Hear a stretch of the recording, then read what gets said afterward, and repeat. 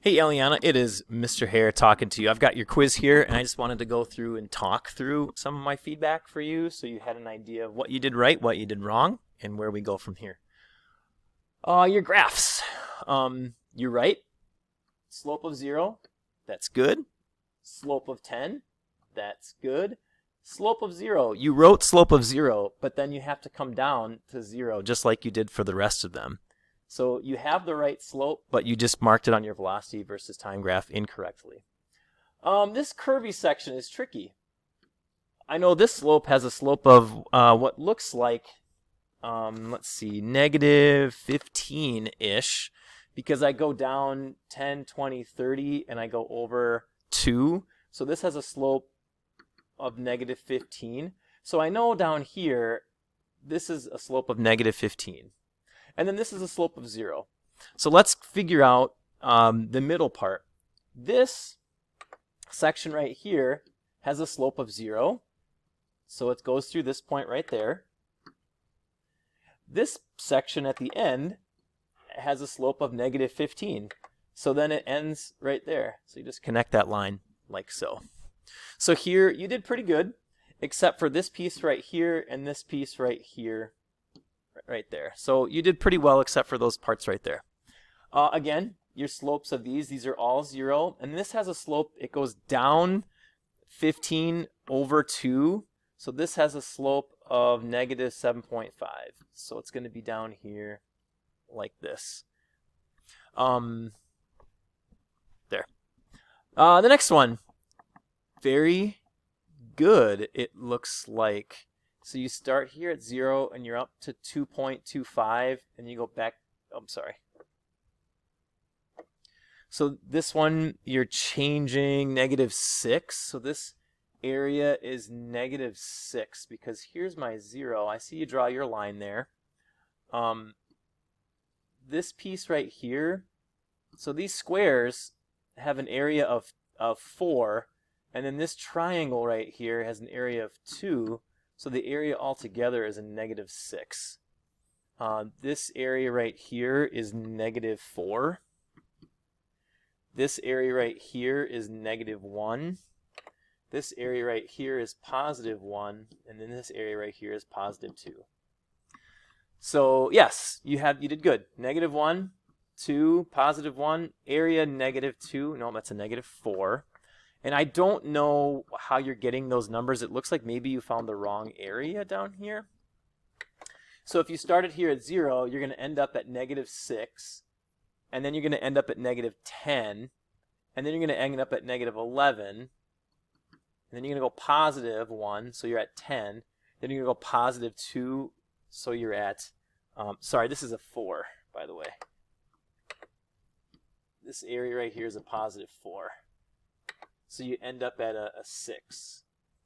So sad face, constant velocity, happy face, constant velocity.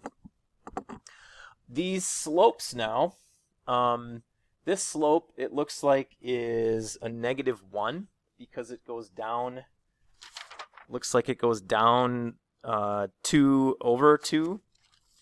So this slope for this section is a negative 1. This slope is a 0. This slope right here is a positive 8 because you go up 8 over 1. And this slope is 0 for this section. So, yep, good. I'm negative 1 the whole way. And then I'm a slope of 0. And I'm a slope of positive 8. So I'm way up here, positive 8. And then I'm a slope of 0. Like that. Next one's good. That your this, if you're going to say that up is positive, which it looks like you did, because this, if this is negative, that means you're accelerating towards the Earth. Your displacement is also in that direction too. This should be negative 86 right there, because if you're dropping it off a building, if it starts here and ends here, and you said that up is positive, that means that the displacement is negative. Part B, you're throwing it straight down. So if I'm throwing it down, you gotta be careful.